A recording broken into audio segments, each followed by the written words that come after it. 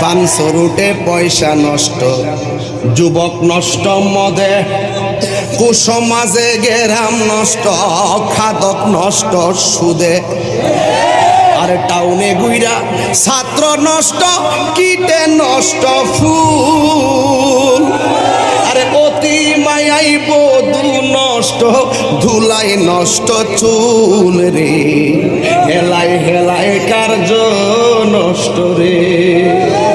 এটা যদি বুঝেন আর কিছু আজ লাগতো না। পুরুষ নষ্ট হাটে,